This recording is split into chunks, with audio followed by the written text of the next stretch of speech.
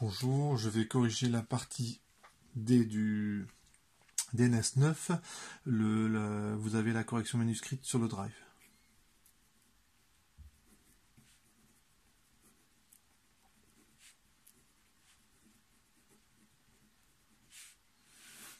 Donc vous avez trois chats. Donc on est à la vitesse V. On déduire alors l'équation différentielle. Alors, vous avez trois chats qui se trouvent, je fais un petit schéma, donc là le centre du repère XY. Donc vous avez un chat ici, alors c'est censé faire un triangle isocèle, ouais, un truc comme ça.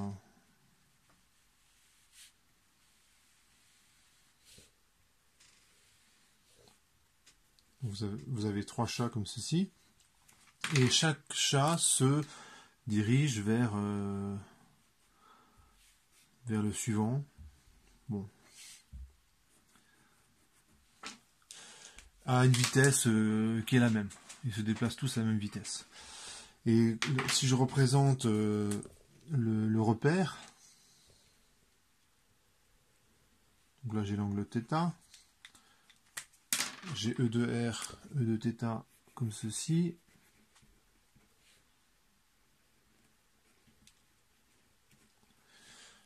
Et ben, je peux me convaincre que comme les chats, ils font tous la même chose. Et ben, je vais conserver ce triangle isocèle. Et l'angle ici, je le connais, hein, c'est 60 degrés. Donc je retrouve ici et que je retrouve là. Et forcément, comme je conserve le triangle isocèle, eh bien, ici j'ai 30 degrés, donc là j'ai 150 degrés. Hein, puisque 150 plus 30, voilà, je retrouve les 180 degrés. Et donc ce que ça veut dire, c'est que cet angle-là, il est constant tout au long du mouvement. Donc je vais simplement, enfin je réponds à la question 1, hein, que la composante de la vitesse, ça c'est le vecteur vitesse, suivant le θ, donc je projette, ça ferait cette partie-là.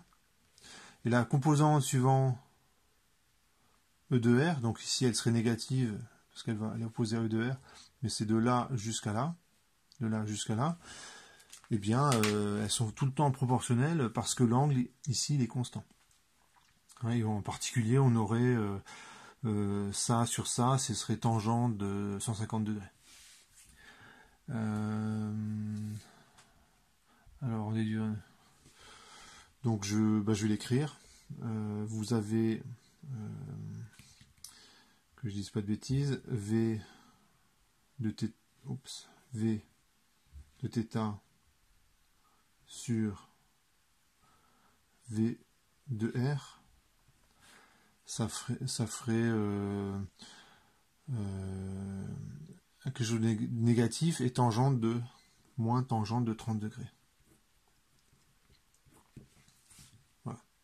Donc les 30 degrés que j'écris ici, c'est ceux qui sont ici. Donc c'est bien proportionnel. Et je vais intégrer enfin je vais essayer de trouver une équation différentielle et la résoudre. L'équation différentielle, ce que je peux faire, c'est multiplier par le temps en haut et en bas.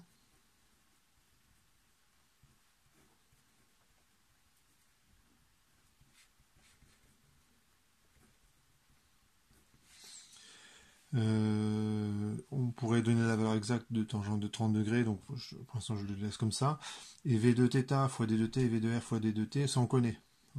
C'est V fois D de T, je l'écris, c'est R point fois D de T, Rθ point fois D de T, donc bon, Z point fois D de T, suivant ER, Eθ, EZ. Voilà, donc ça c'est du cours. Hein. Là vous reconnaissez la vitesse en cylindrique, je multiplie par le temps, bah ça c'est D de R, ça c'est R dθ. Donc ça fait R dθ sur D de R. Ça fait moins tangente de 30 degrés. Je fais une séparation de variables, et ça me donne D de θ, ça vaut moins tangente de 30 degrés d de R sur R. J'ai fait une séparation de variables. Je mets un signe intégral à droite et à gauche, donc je respecte l'égalité. R, ça vaut c'est une certaine distance, allez, je l'appelle R0, petit r. Θ, on va le faire varier de 0 à θ. Ça veut dire que le chat, j'ai pris un chat au hasard celui-là, et initialement, lorsque θ vaut 0, il était à une certaine distance R0 du point haut. Donc comme ça, je fixe des conditions initiales. Et quand j'intègre, ça donne θ égale moins tangente de 30 degrés. Une primitive de d de R sur R de R0 à R, ça fait logarithme de R sur R0. Et donc tout calcul fait, ça donne R égale R0 exponentielle moins θ sur tangente de 30 degrés. Donc c'est bien une spirale logarithmique. C'est-à-dire que quand θ augmente, ce truc-là tend vers 0, j'allais dire tend rapidement, mais ça tend vers 0 avec une exponentielle décroissante. Et donc ça fait une courbe qui ressemble à ça. X, Y, et donc la trajectoire du chat, ça va donner un truc comme ça. Donc les chats se rapprochent l'un de l'autre en tournant l'un autour de l'autre. Voilà pour cette partie.